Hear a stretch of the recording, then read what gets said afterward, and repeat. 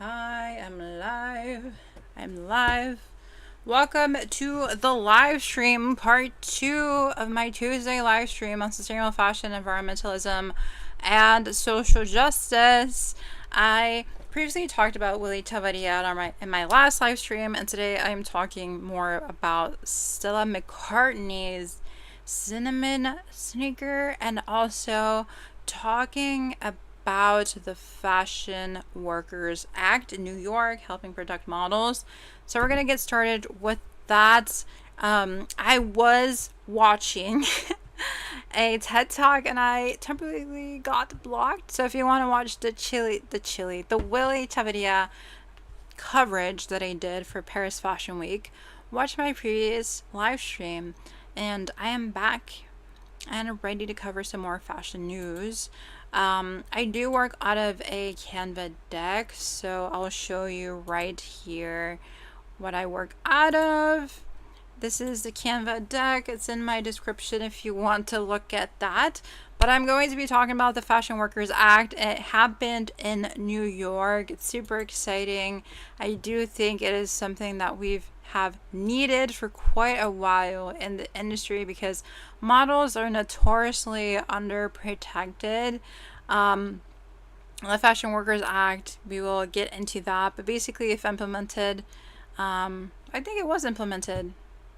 Oh yeah, it will implement protections and transparency in the modeling profession, and also require management firms to register with the New York State beginning in December. So that is great news. This article is by Fashion Dive. I love Fashion Dive, and they explain how this went into effect this week, and this was released June 18th. So if it's July 1st, it's been 2 weeks that's been implemented in New York. And basically the legislation will safeguard models from exploitation, which is notorious to happen in the fashion industry, by having more regulations, and it would prohibit model management companies to do certain things and how they treat their clients and stuff like that. So model management companies will now have to comply with the law, but they aren't required to register with the state until December 21st. So they have quite a while, like half a year, before they really have to create some change internally and start, complying a bit more with the government. But the law essentially requires management firms to act in good faith for the models they represent, as well as their best efforts to secure paid work for models, among other regulations.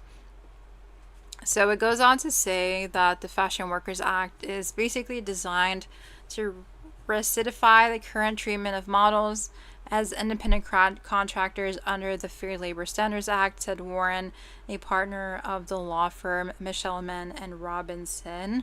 In a statement, and under New York State law, modeling and creative agencies were considered management companies, which allowed agencies to escape licensing and regulation through the incidental booking exception. So essentially, they found a loophole.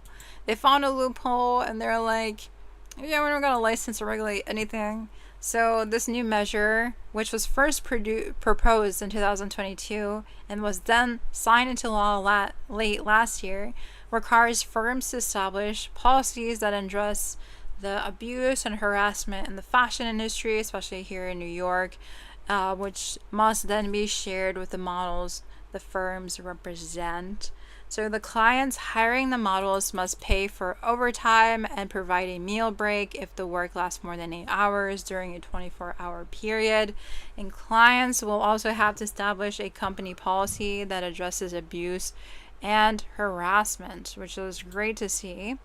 And then both model management companies and the clients must get written consent before using a model's digital replica or AI engineered representation of a model's likeness.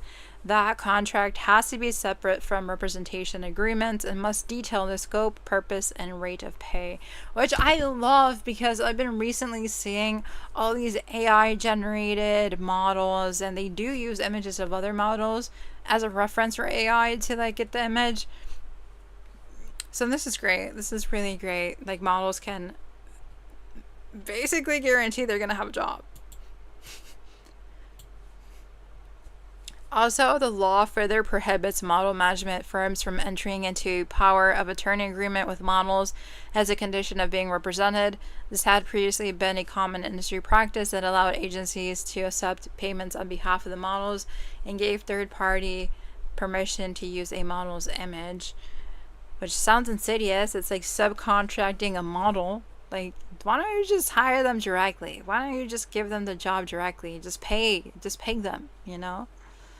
The law also prohibits agencies and clients from taking retaliatory action against models for filing complaints, which seems like common sense legislation because if people have a problem, they should be able to complain somewhere. But can you imagine having an issue somewhere with someone and you have nowhere to turn to, no one to turn to?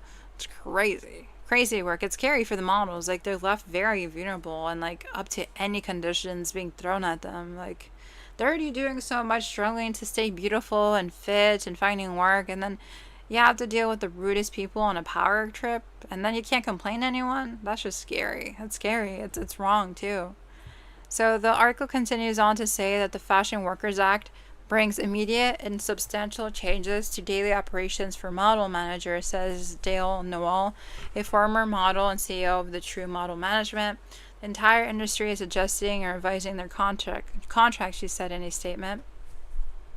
However, the law's current provisions are just a baseline and more work needs to be done for stronger protections, Noel said. She cited the need for enforceable payment timelines for clients, so essentially pay them on time, and consequences for those that don't meet this requirement, contractual terms that protect models, digital rights in perpetuity, and requiring all agencies, regardless of size, to have insurance and bonding requirements.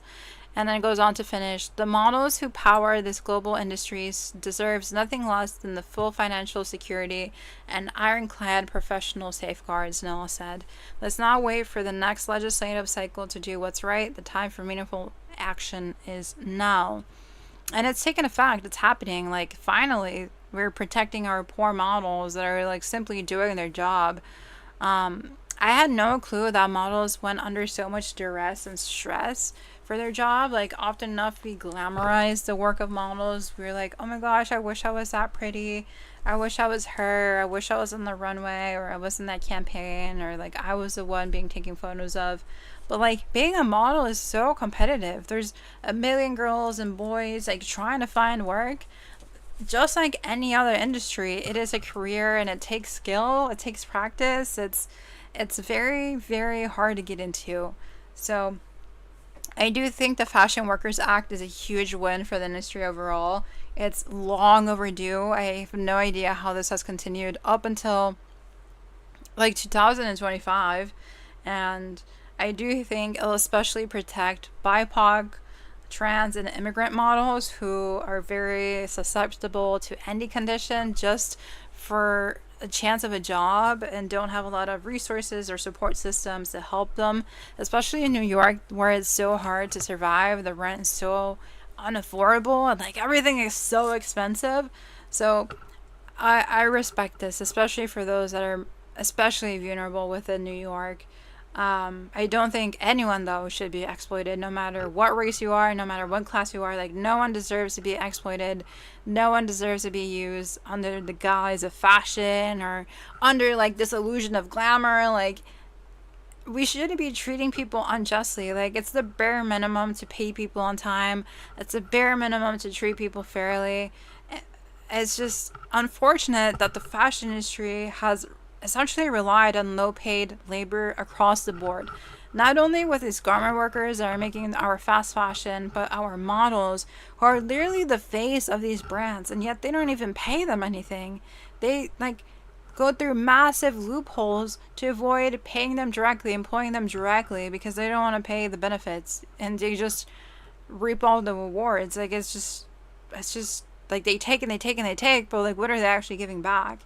So for there to be concrete timelines of, like, oh, they have to go register in December, you have to follow a certain framework, you have to be held accountable, is great. It's awesome. And to have models be able to complain about work sites or, like, jobs with no retaliation, hopefully that's, like, the ideal, is great. It allows for feedback. It allows for a broader consensus. Like, this location is not the best for models' well-being or safety, and like they need to improve their working conditions. Because at the end of the day, modeling is a job. Like, everyone deserves to have human rights in their workplace. But it's interesting because, like, when I grew up as a child, I always saw like fashion as like magic and like mythical, and it created this illusion of, like, I don't know, exclusivity. And I was like, oh, I wish I was in New York and this like beautiful little location. But at the end of the day, like, the models are the face of like the fantasy. They're the ones creating the fantasy. They're creating the image. They're creating essentially the vibe. Like, without models, we don't have a fashion industry. We don't have literally the propellers, the arms, the feet of the collection of the pieces. So for this to be built out of like history of like manipulation and abuse and just corrosion and loopholes, it's not that pretty, you know? Like, we can't just always focus on the aesthetics. We can't always focus on like what we look like on the outside. Like, we have to like go in deep and like tap into the issues at hand, like the unethical power dynamics, the unethical agencies, how we're independently contracting these poor models that therefore can't afford life. And it's just creating these crazy work expectations. Like, how is it that they're not allowed a break after an 8-hour workday? Like, we all get tired here. They're not machines. We're never machines. So I think this act basically humanizes models. It humanizes the modeling profession. It humanizes the fashion industry. It breaks down the reality of those people working behind the scenes. And hopefully, like, more rights and more protections can be given to everyone else in the fashion industry. Like, the assistants, the interns, the backstage workers. They're often enough also paid very little or no money. And they do this because they want a chance in the industry. They love fashion. They want to be part of something meaningful. They found purpose in the industry. And I don't hold anything against anyone for wanting to pursue a fashion career. It's just when you have these loopholes and these abusive systems of like work, it just pushes these already poor, marginalized people into vicious cycles of cruelty that they often can't get out of. And I just think that laws and policies can really prevent this, and that's been happening, fortunately, for the models. But it's just a start. It's just a start. And it just kind of proves that fashion literally cannot go unregulated.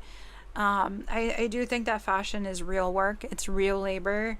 It's hard labor, you know, and models shouldn't just be seen as like a piece of meat and then discarded, because that's literally how they've been treated for decades. And I just always remember, like, fashion is just not just a brand. It's not just a logo. It's not just a lifestyle. It's not just idealizations or like aesthetics, you know. It's like a real living, breathing part of our daily life. And we can do it ethically. We can do it sustainably. Like, it doesn't have to be a trade-off whatsoever. It's just we have to convince others to do the right thing, or force them to do the right thing if they don't want to do the right thing. And it's been clear that management firms have been not doing the right thing whatsoever. So I'm really excited for this to continue.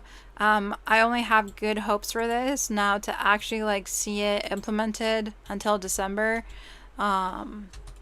Is like, I feel so long away, you know. December feels like forever away, but it's better than nothing. It's better than nothing, and good things take time, obviously. We can definitely take a look at this. This is by the New York government, and there's also some other clips.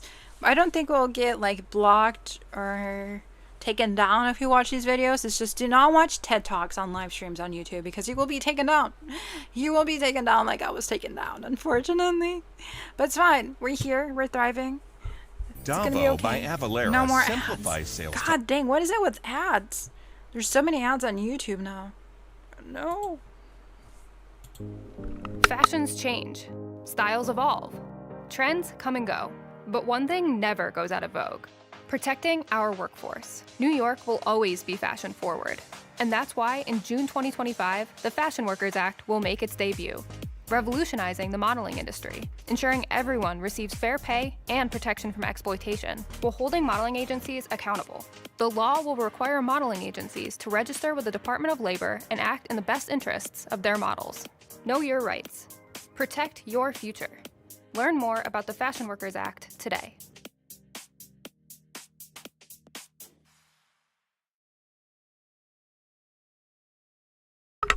So beautiful to see. I'm so excited for this to actually play out and like be a thing, you know?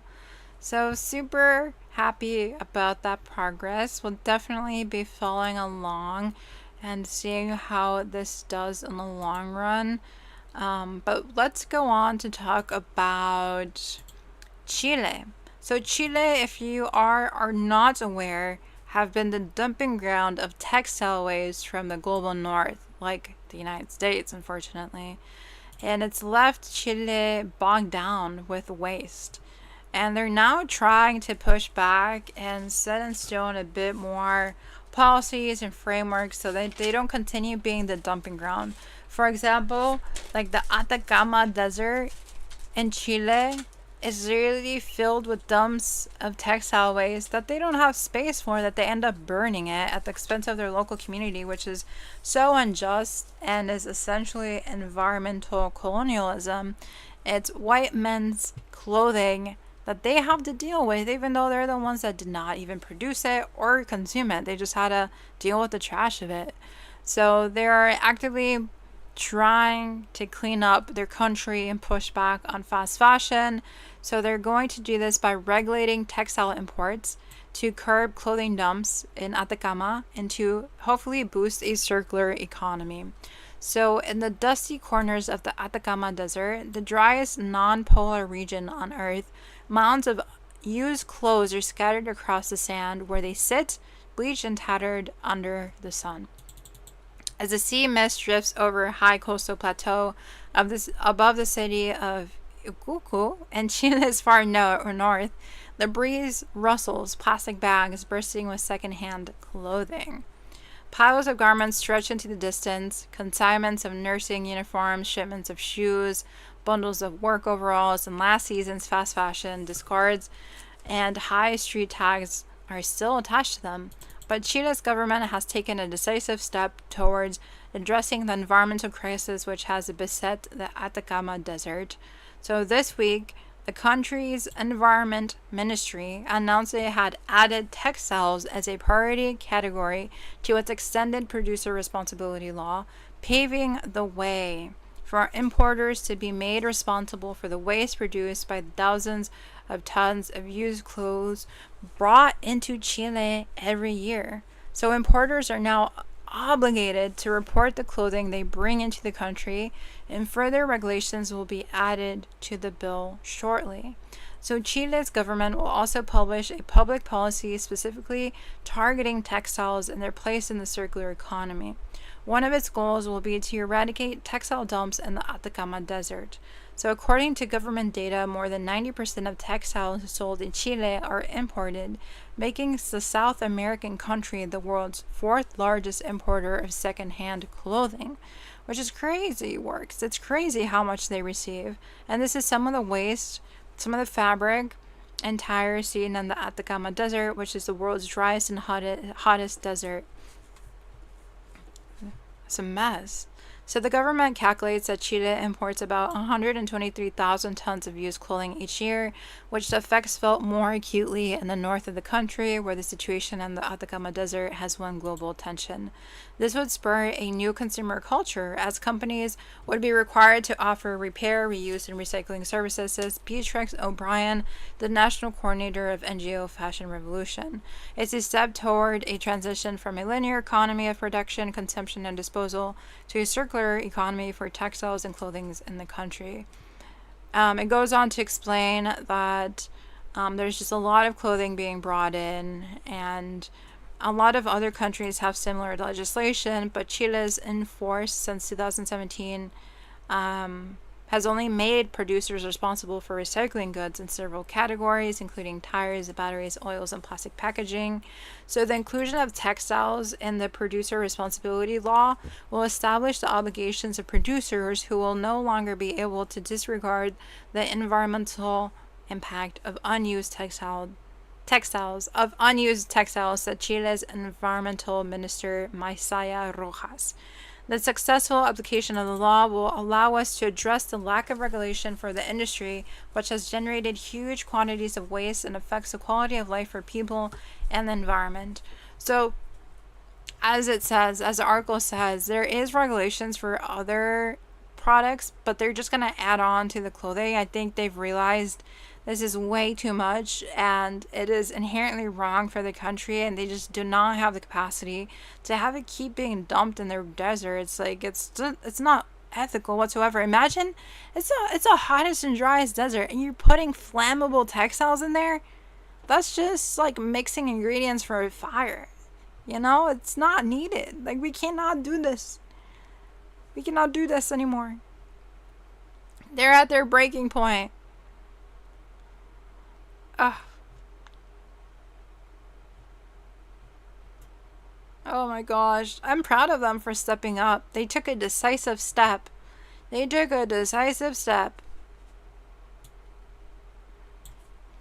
Let's see if we can find anything on YouTube to see if they've done any like press releases or anything like that. Because this is essentially very exciting news that can really change how clothing is treated in the global south, because most people and like organizations are just used to dumping. They're just used to dumping. That's really it. They don't really care about the effects. Who is it? Masas Rojas. Let's see. Textile waste. Let's see what comes up.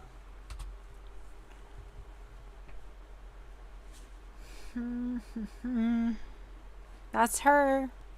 Yes, sir.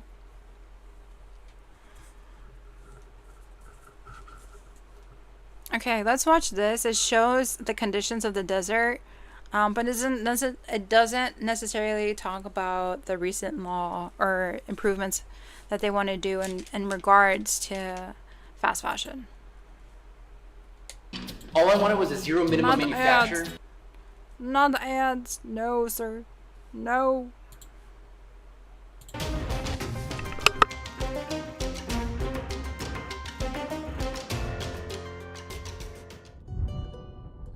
A landscape this resident cannot stand to look at anymore.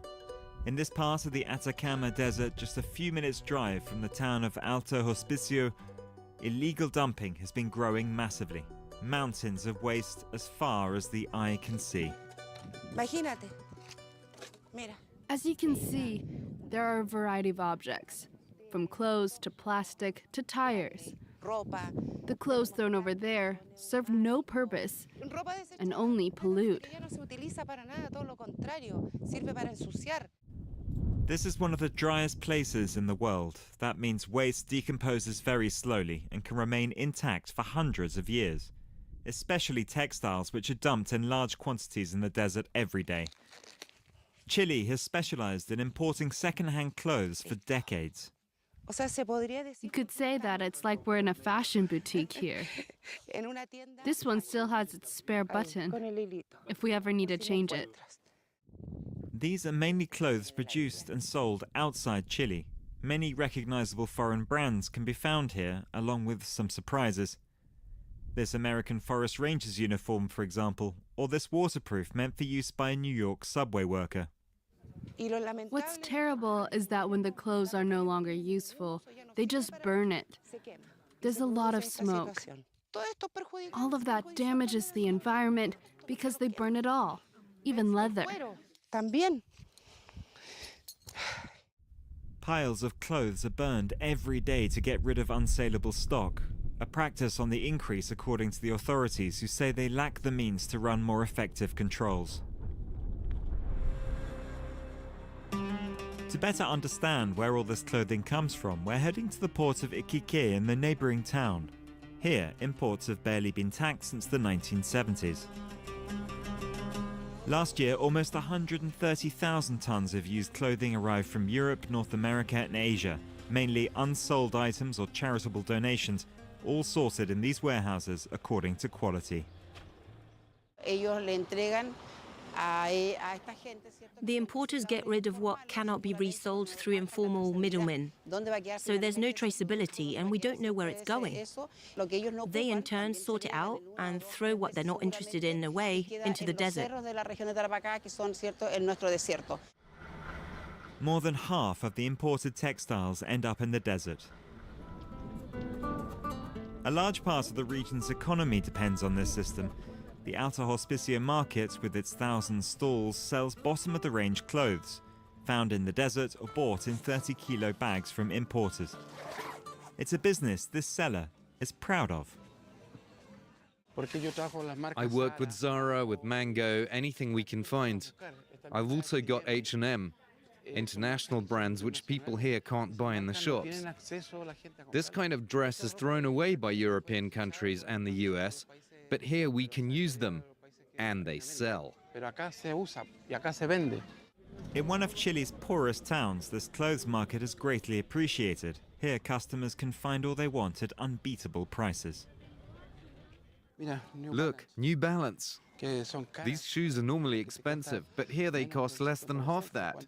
How much do you pay for them in France? Here it's, what, $4, $5? Despite these bargain prices, not all the clothes find buyers, and many end up back in the desert. The problem for Alto Hospicio's town council has been building for years, with clothing and textiles now scattered over more than 200 tips like this one. This local councillor says dealing with the waste would cost over 4 million euros a year. It's a problem that goes beyond the municipality. It's a matter for the region and state. The Chilean Ministry of the Environment has been drafting legislation to promote circular economies and make textile producers responsible for their waste, measures that are backed by the local council. The law needs to define when a garment ceases to be a garment and becomes textile waste. And that, what is considered waste, doesn't enter the country. The rest can be imported, but there needs to be a recycling solution. Industrial recycling projects that importers in the free zone say they're working on. In the meantime, local people have started getting involved, like this fashion designer who finds pieces in the desert and gives them a new lease of life. The idea is to reuse as much as possible.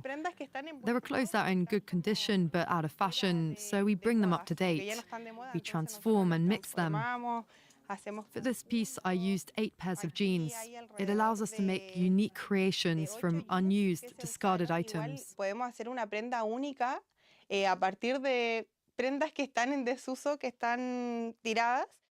Angela Astradillo hopes to raise awareness of the excesses of fast fashion, which she believes is the source of the problem. There are a lot of people on the other side of the world who ease their conscience by giving away clothes they no longer wear. But they don't really know what happens next, whether it goes to people in need or ends up in our desert. Around 100 billion items of clothing are manufactured around the world every year. In the last 20 years, production has doubled. Let me guess. You're thinking about going to therapy.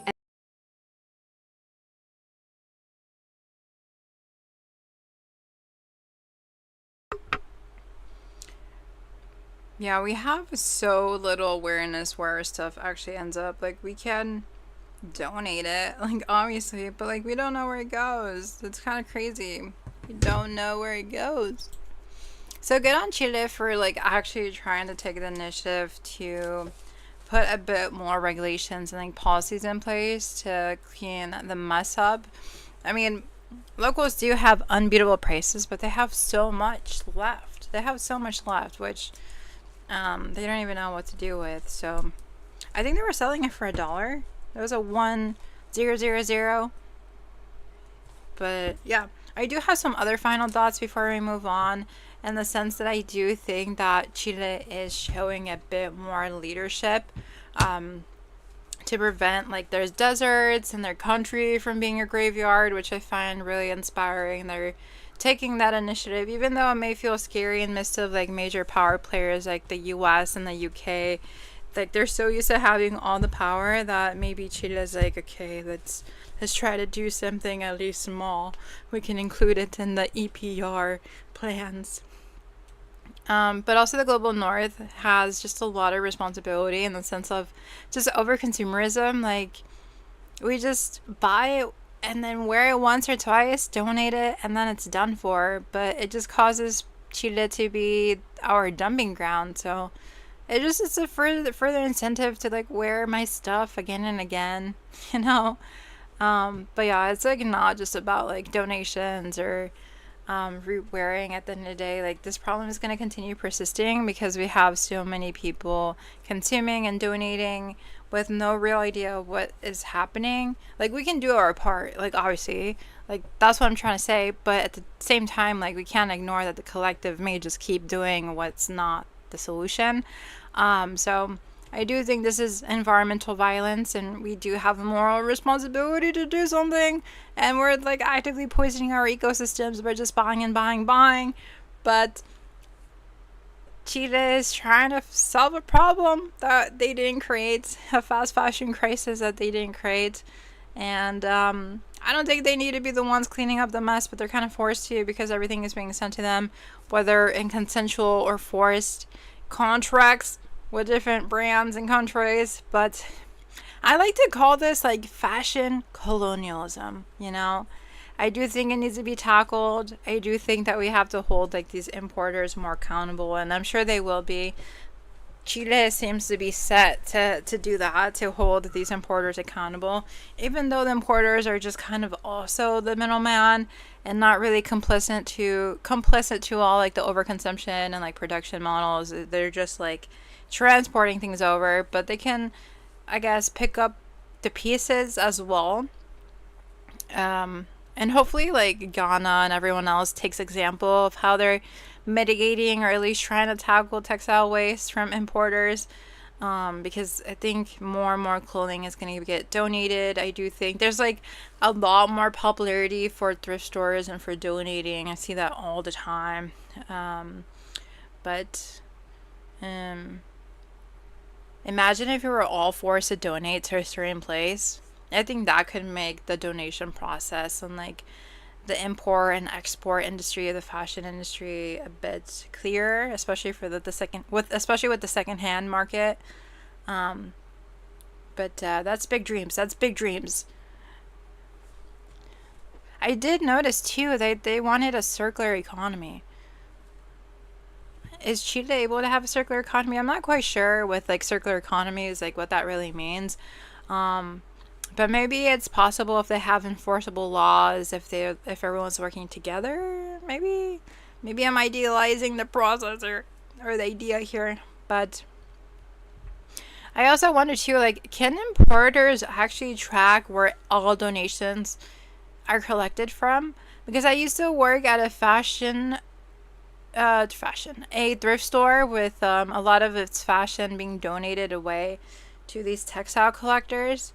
So I wonder if they have a list of where everything was collected from, and if we could somehow like track which brands are on each shirt. That would be a huge task.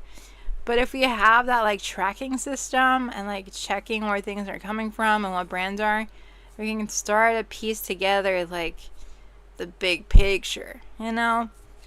So major news for Chile. Major news. I'm excited to see where it goes, and hopefully they get that EPR stuff set. But I do want to talk about something fun. I recently saw how Austin is having like this huge swap day. I think it already passed. Oh no. Page not found. Brother. Why you take it down? Was it canceled? Everyone I know that likes sustainable fashion is in Austin. I honestly was debating going to Austin, Texas. But then I was like, it's way too hot. It's too hot. I would not survive. I'm always complaining about the heat. Like, why would I actively go to a hot place? But yeah. Happens June 28th. Yeah, it passed. It was this Saturday, and basically it was the Austin Swappin' Day for their 5th annual Swap and Bash. And it was organized by a lot of different people to be the largest haul yet. So here is a Instagram reel. Oh, this is so exciting. Are they gonna let me watch it? I'm not logged in. Let's see.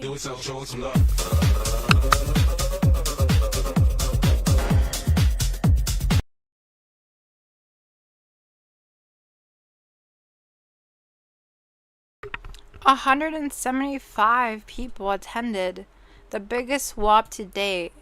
Over 5 years of Austin swapping. What? 175 people? That's crazy. That's a lot of people. Wow, what the heck? They really do like sustainable fashion over in Austin, Texas. That's crazy.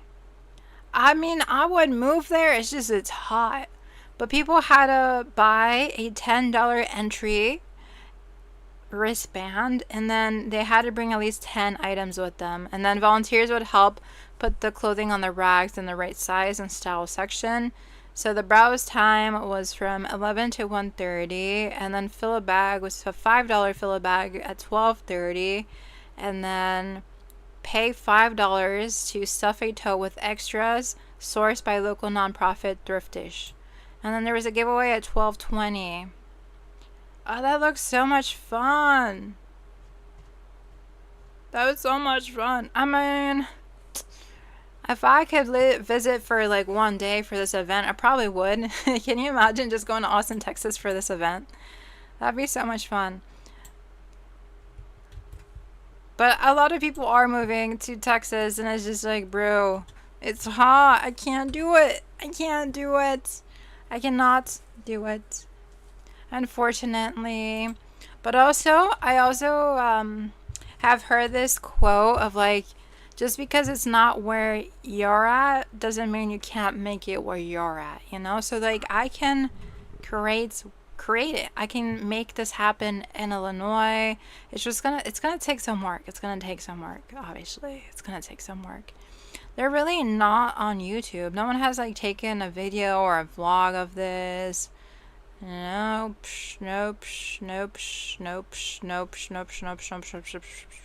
Austin Swappin' Day.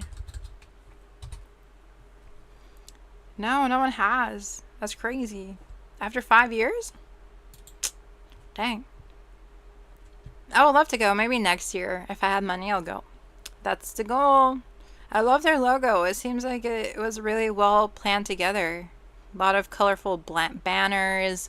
Seemed very well organized. They were on the press, on media. Very cool. Very nice. Asking me to sign in, I'm not going to do that. Okay. Well, that's what happened. There's no other content that I can see online, but I do definitely want to go next year. But also getting ideas of doing this maybe in Chicago, having the biggest clothing shop ever in Chicago. That'd be nice. Make the headlines in Chicago. That's a goal. That's a goal.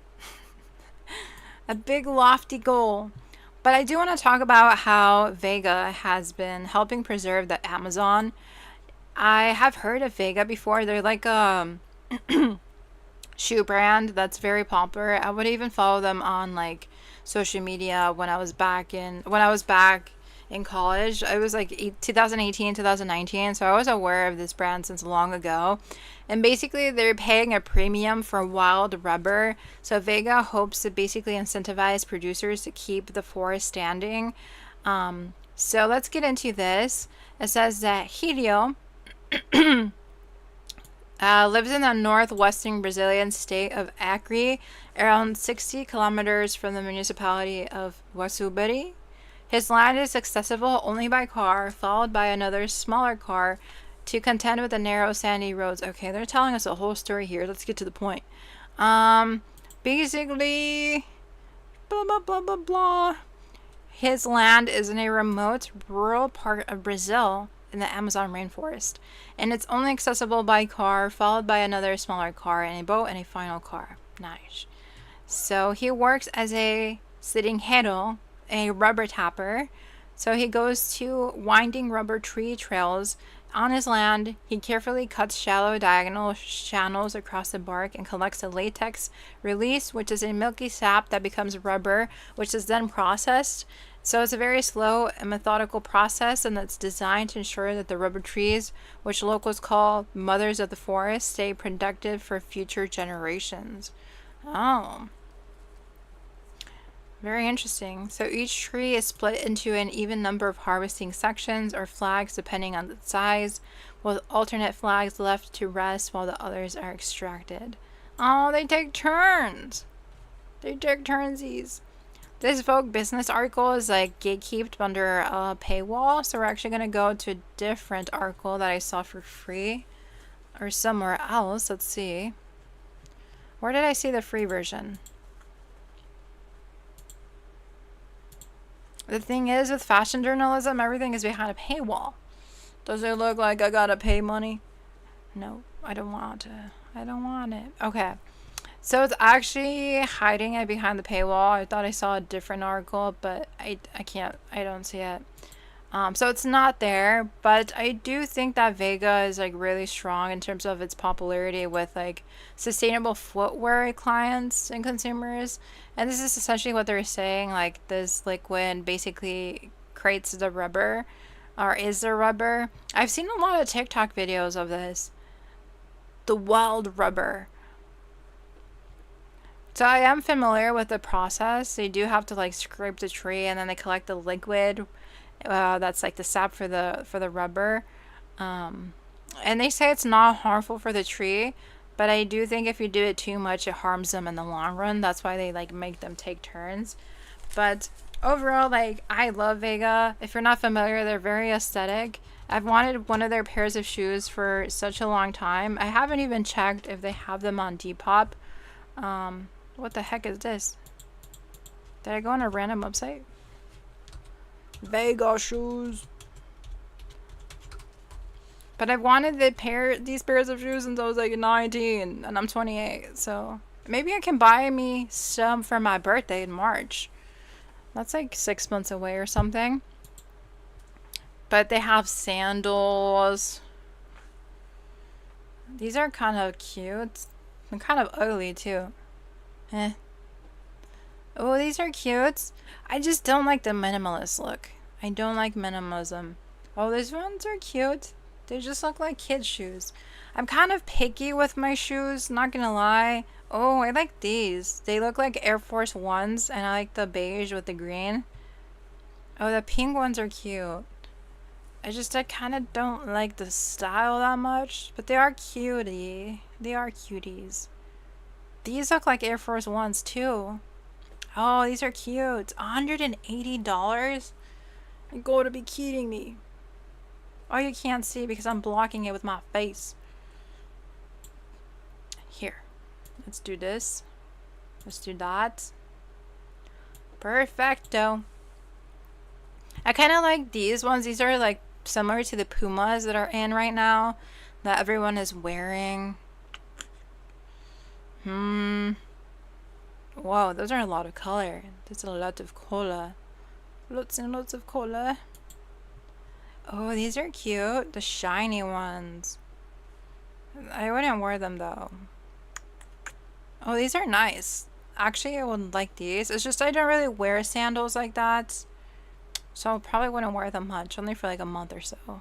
I'd forget I own them too. These are too minimalism. I feel like you would wear these for corporate America. You know? It gives corporate America. I kind of don't like the styles. I wear boots more than anything, to be honest. That looks weird. The rubber looks a bit weird, not gonna lie. Not gonna lie. Yeah, they're all kind of like in a very similar style.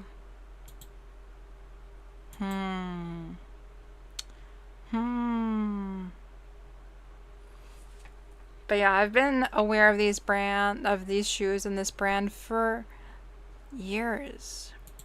Wait, do they got boots? Do they got boots? No, they don't got boots. But I do have some thoughts overall about the brand. So in terms of them helping the Amazon, I think it's a respectable move. And I was able to see that they do have to pay an extra cost to get this like sustainable wild rubber, and a method that the indigenous communities take on to keep the trees safe. But like the extra cost, I feel like is like the bare minimum. Like it's needed to protect the trees. It's needed to hire local indigenous community members that own the trees. You know, you gotta work with people. You gotta work with those that own the land. You can't just extract and like kill, you know. So I do think they're doing what's needed, and it's just different because no one else in the fashion industry is doing this. I do think the wild rubber is in direct connection with the land. Like, we can't have the shoes and the rubber and all that stuff without the trees, without the labor, without people actually caring about Earth. So this is really powerful. It's a testament that they want to do the right thing. And I'm more inclined to buy from them because of this. It's just like consumerism doesn't really change the whole systemic issue at play here of like exploitation and oppression and, you know, all the wasteful practices in the industry. But we can support certain brands like this, obviously. Like, if you need a new pair of shoes, don't want to buy a secondhand, don't have any other options, and you want a good quality pair for years and years to come, definitely a brand I can see myself supporting. It's just I've been wanting to buy from them for the past 10 years and I haven't. That's just me.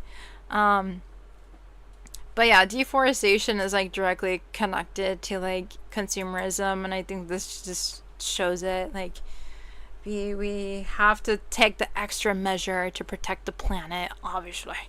So yeah, a lot of great points, brownie points here for them. I do think that the indigenous workers need to have a bit of a voice within that dynamic. I don't know how Vega is working with them, or what their business deal is, or like how much they're being paid, or if it's a fair pay that they're getting for the products that they're creating. But hopefully it's like fair and equitable, and they can live off of what they're being provided.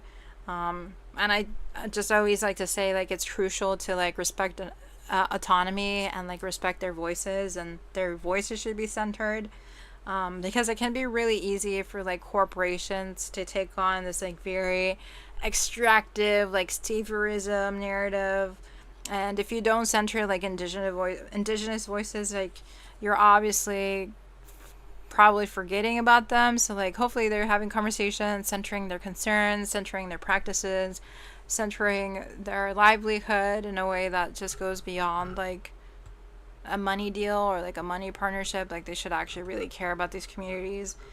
But yeah, I do think that sourcing can be reimagined, and this is like a great example. They have vegan sneakers, animal free, and it's sustainable. It's a bit pricey. It's like $200, you know, $135. So that's a bit for some shoes, but there's some other shoes that are unethical and unsustainable, and they're costing like $500. So this is like a pretty good deal, given that they're sustainable and like vegan. So very comparable to the prices in the mall, dare I say, very comparable. So, and that way they're price competitive. But I do think what sets them apart is like, they care about regenerative practices, they care about ethics, they care about the sustainability. And like the V is like a very prominent marketing tool that they use. I once saw a guy wear these at a park, and I was like, oh, he's wearing Vega. Like, it's a very obvious brand, which I really do think it helps promote your values and makes people who are like-minded see you as like, I guess, part of their community or part of like the same what would I say, timeline, like you guys are on the same path towards similar things through shoes of all things, you know. So I like this, I love this. I'm probably gonna move on to some other news. I do think I'm gonna jump off soon. I'm not doing the best because it is hot. It is hot. So I'm gonna move on towards, let's see. There's a bit of news.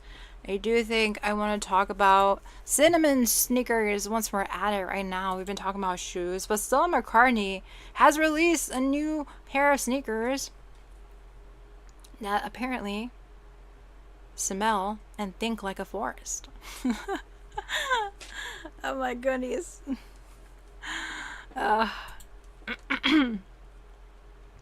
So she released a cinnamon scented compostable sneaker. Oh my gosh. I cannot get over this. I cannot.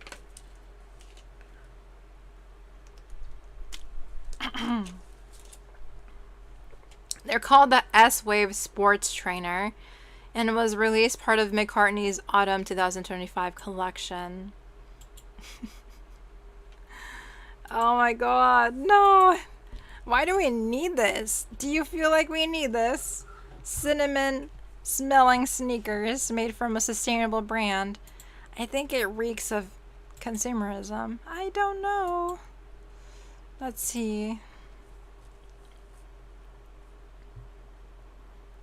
What?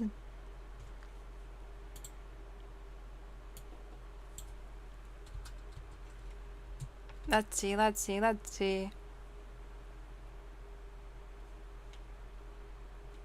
I don't see it anywhere.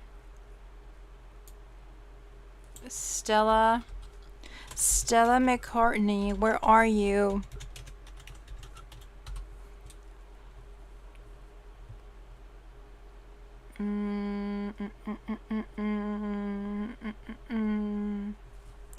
Nope, there's nothing here. So let's get robot voice to read. My voice is leaving. That's the first thing Stella McCartney wants you to know. I mean, this is insane, she said in a statement. My shoe designer came up to me and said, "Smell the sole. It's made of cinnamon waste. It smells of cinnamon. And it's basically 100% plant-based, recyclable, and biodegradable textile. It's a closed-loop production, so it ensures completely zero waste. It is mind-blowing."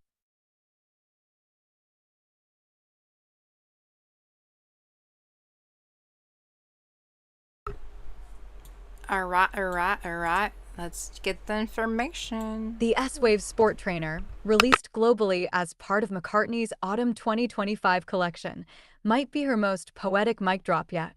Designed in partnership with Israeli materials startup Belina, the shoe's sole features BioCIR Flex, a bio-based, compostable, and recyclable alternative to the petroleum-based TPU and rubber that dominate performance footwear. Its shock-absorbent, motion-responsive properties are the result of a multi-year R&D cycle engineered for circularity. And yes, it smells like cinnamon, naturally dyed using food waste byproduct.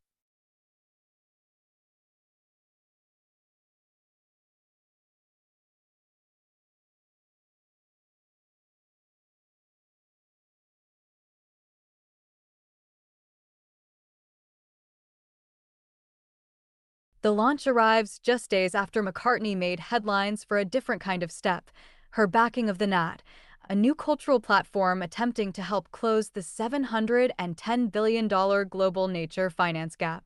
Structured like a philanthropic think tank meets Hollywood gala circuit, the Nat is designed to reroute private capital into underfunded ecological initiatives while using the tools of celebrity and pop culture to normalize nature as a cultural asset. It is an audacious double play for McCartney, who has long occupied the rarefied space between art and advocacy. Now, she's not just designing for the future, she's financing it too.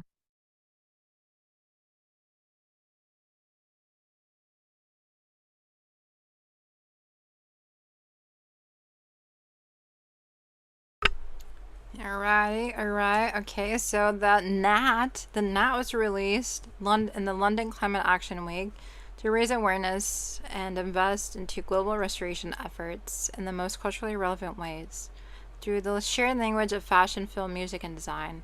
That's cool. I feel like there's a lot of great things coming out. That's kind of innovative. Hopefully there can be like the inclusion of like marginalized BIPOC leaders in there. I don't really want to see corporate America within, I guess, in quote unquote solutions that are provided within the funding, but I guess that's just me. But they do want to celebrate nature a bit more. They want to combine the creative forces of art, fashion, film, food, and music to ensure that nature receives the significant funding it desperately needs. So, there you go. Interesting. So the shoes are just like one part of it. It's just like one part of everything that they're working on, and it's a creative idea nonetheless. It's one of the ways that we can consume a bit differently.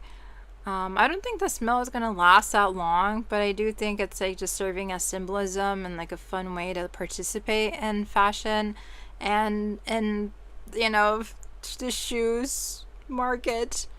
But the soles were constructed with BioSurflex, which is dyed with cinnamon waste and designed to absorb shock while remaining pliable and responsive. So the upper is made with recycled polyester, another nod to McCartney's consistent push to eliminate virgin synthetics wherever possible. And they have already trickled into the mainstream with, wait, no, what? Circular sneaker designs have trickled into the mainstream? Is that true?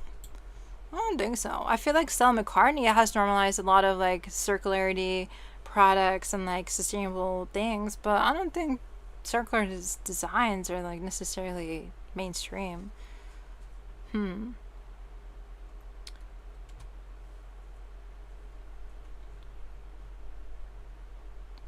But she says at the end of the day, I'm a designer. I'm not trying to be a politician. Well, yeah, you're selling this product. You're selling as a product. I mean, that's kind of obvious. I mean, this is a fun solution, I guess. I do think the NAT is a very compelling initiative. It wants to reroute private capital into underfunded ecological initiatives, using the tools of celebrity and pop culture. So I wonder what she's necessarily talking about. Like, is she gonna throw some concerts? Like, what is this lady on? And then having cinnamon sneakers, I feel like it's all frivolous. It's kind of solutions, but I do think there's a need to make things a bit more mainstream and more fun. I wonder how much these sneakers do sell for.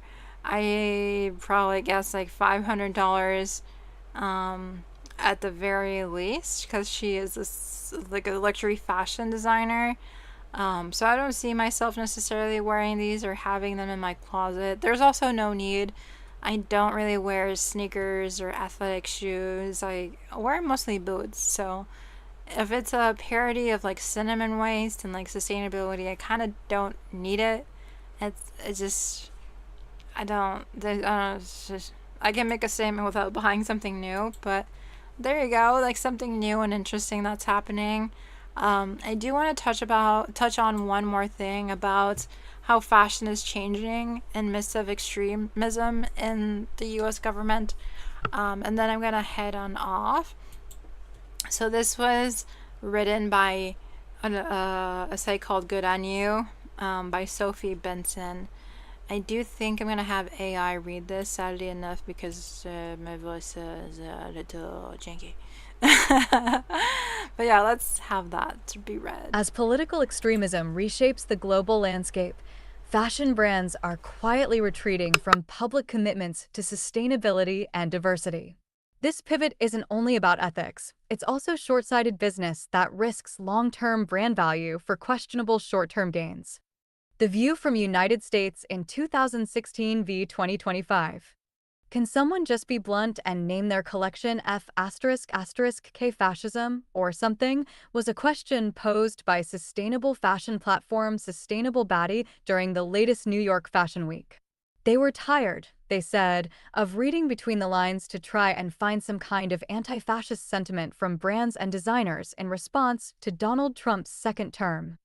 If we rewind to 2016, when Trump was first elected, the industry's response was comparatively robust and direct than we see now.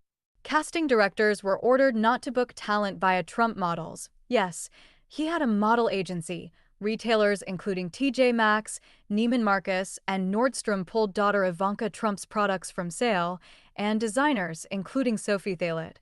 Opening ceremonies Humber.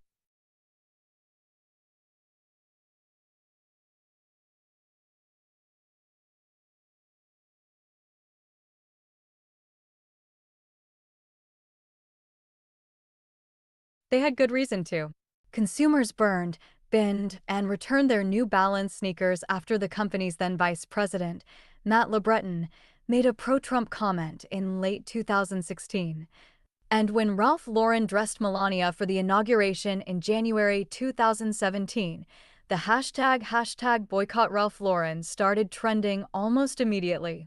According to campaign group Grab Your Wallet, which called for a boycott of Trump-related brands and products, more than 70 companies severed ties with the Trump brand at the time. Save a few outliers, it seemed as though the wider fashion industry was keen to denounce Trump and his far-right politics, lest they be lumped in with him. There's been so many boycotts, I completely forgot about these. It's been such a long, torturous past couple years. When I started college, Trump was in office. And now that we're starting a new cycle, Trump is in office. It's like, brother, come on, give someone else a chance here. We don't need you no more. Jump to the 2025 inauguration for Trump's second term, and eagle-eyed viewers were quick to spot that Bernard Arnault, founder and CEO of luxury group LVMH, which owns brands such as Louis Vuitton and Fendi, was in attendance, along with family members including daughter Delphine, who is CEO of Christian Dior, another LVMH brand. Arnault had previously welcomed Trump to a Louis Vuitton factory in Texas in 2019, the luxury mogul savvily stating he was not there to judge Trump's policies.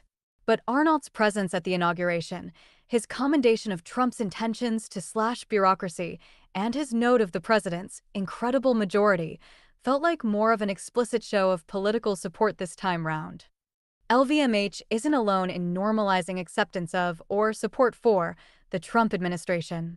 Vice President J.D. Vance, his wife Usha, and Ivanka Trump have all been proudly showcased on Oscar de la Renta's Instagram page, while Kim Kardashian posted her admiration for Ivanka just days ahead of the election, and then shared a photo of Melania at the inauguration, apparently unconcerned that it could negatively impact her brand schemes.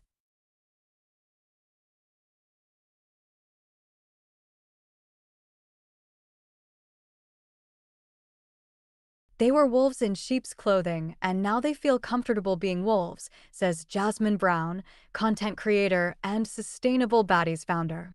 It's evidence that what was once considered reputational self-destruction has now entered the realm of acceptability. Like fabrics or silhouettes, ideologies go in and out of style, and right now, brands are jumping on the short-term wins to be had from embracing a new and extreme political landscape. But they're ignoring major long-term reputational and financial risks in the process. Who are we kidding? Who are we kidding here? They've always been wolves. They may pretend they're otherwise, but they've always been the wolves. The thing is, like, we want to give, like, luxury fashion the benefit of the doubt because they've almost created the magic or the myth of fashion, you know? We want the best in our head. We want it to carry us away into a different dimension or, like, put us away from our miseries, and then we remember that they're the ones that directly benefit from the issues in the world. Like, there's a reason why they're on top of, like, the quote-unquote food chain.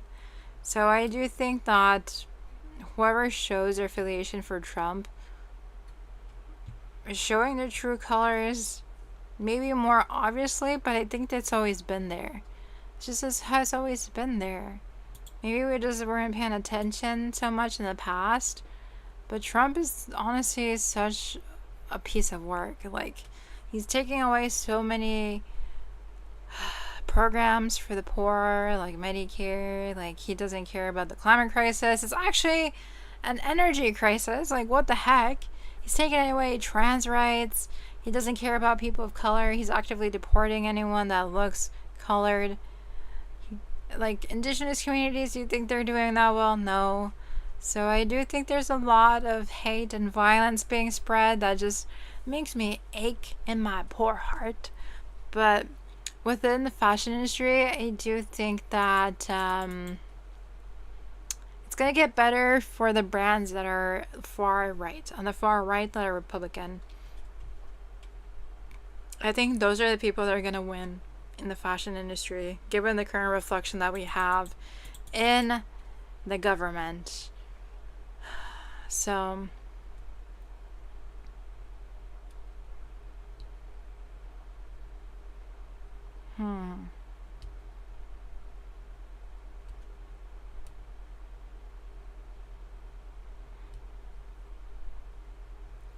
But yeah, I do think that brands are doing actively a lot of different things to, like, I guess, sharpen their demographics. Like, Target used to be a huge proponent of Pride Month or like Pride Week, but now I haven't seen anything from them. Like, I don't know what happened, but I think this year was like a year I saw very little of like Pride Week within brands. Or maybe I wasn't going to the store, maybe I wasn't looking at the ads, but there was this thing where they used to do a lot of like Pride Week collections, and it was problematic because they wanted to profit from LGBTQ plus solidarity. But this year I didn't really see anything. Well, let's watch this. What does he have to say?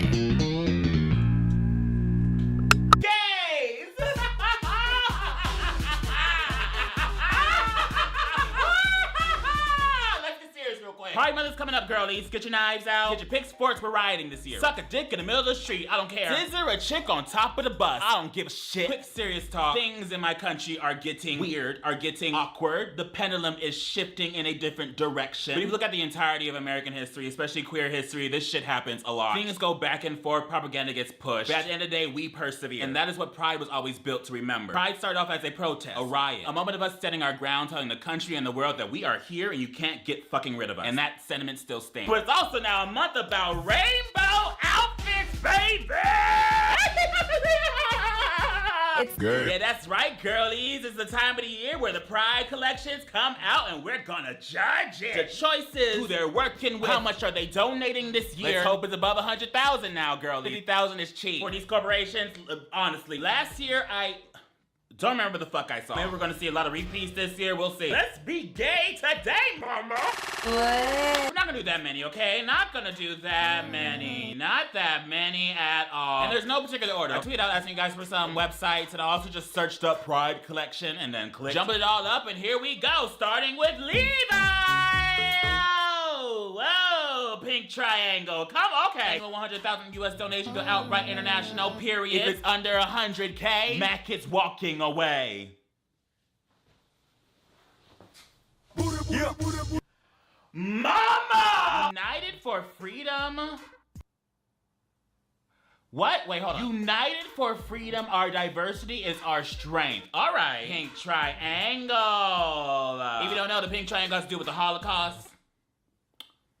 Just gonna end it right there. Just gonna end it right there. For people that are confused, they be like, what? You know what? This is cute. Okay, I actually buy this. I know there are also some people that have like pink triangles tattooed on their body. That's kind of a little bit too far, but you know, it's, to each his own. We see we got another triangle, and it's rainbow. Okay, so we're just going on the triangle fad. All right, that is kind of ballsy, but you know, I personally don't think like a corporation referencing a moment of time where like Jewish people and gays were like being killed and prosecuted like crazy as like a cute selling point for June, but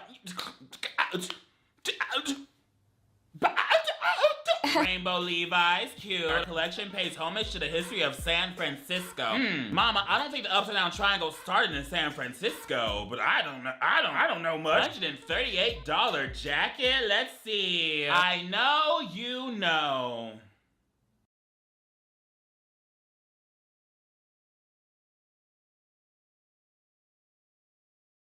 That you're a faggot? I know you know. I'm not hiding it, mamas. Okay, I see you looking as I walk by. All right.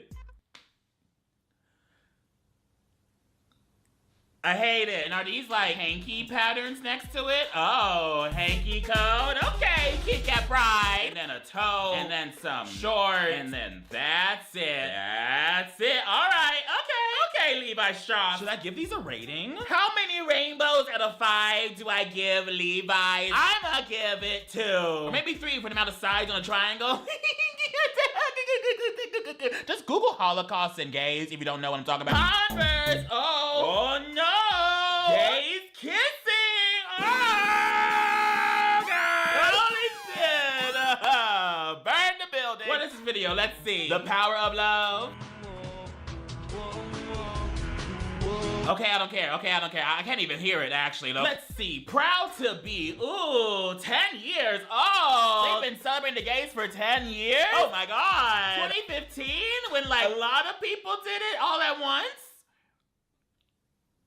Obama? Converse has always...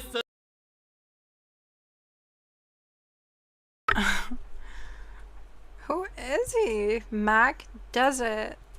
Oh, he's so fun. I love him. Oh.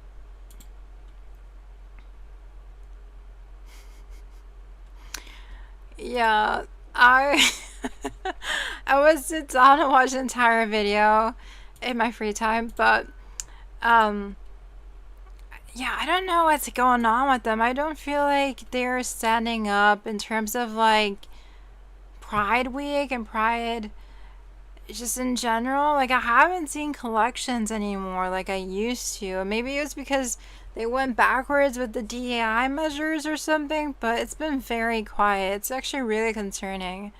So hopefully things can continue to become a bit more like authentic with brands. I know corporate America is often like profit driven and whatever, but yeah, I just I do think this is true. Like where today's consumers are particularly tuned into is the intersection between brands and politics. There is a very close proximity between founder, figurehead, and brand, because that's where it gets personal. Yeah, I do want to know who's behind a lot of these different brands. They even feature or talk about Willy Chavarria here. Like, they have pointed slogans, they're saying things with their collections. So essentially anti-fascist resistance, you can say, if you want to describe it that way, because our government has been compared to fascism, and I agree. I do agree. It is a scary moment in life right now. Oh my god, this article is so long. It is time to get courageous. Yes, sir. Yes, sir. Okay. So I do think I'm gonna end it off in terms of news. There's a lot of other stuff that you can read on your own time. It's in the Canva. So Nike is actually getting labor from Cambodia, even though they are aware that there is labor concerns there. Does not surprise me. Nike has always been problematic. And then Nepal, they're in the front lines of a fashion crisis, and they're dealing with all the textile waste. So if you want to read on that, that's happening in Nepal. There is a op-ed in the Business of Fashion about how fashion CEOs need to stop undermining climate action. That is something that you can learn about as well. And there is some failed climate goals that were promised by Shein and Lululemon, and they fell short. Surprise, surprise. And then consumers are actually going more towards Amazon than Shein and Temu.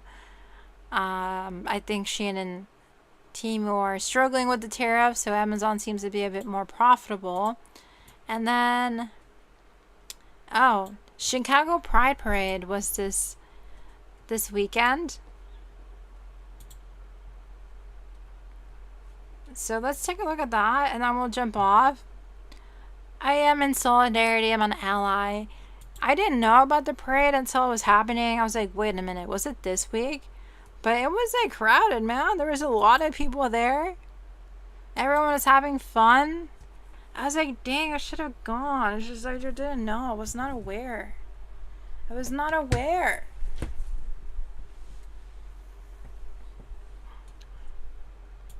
But as an introvert, I always kind of struggle with going to these sort of events because I'm like, it's just a lot of people, it's a lot of energy, you know?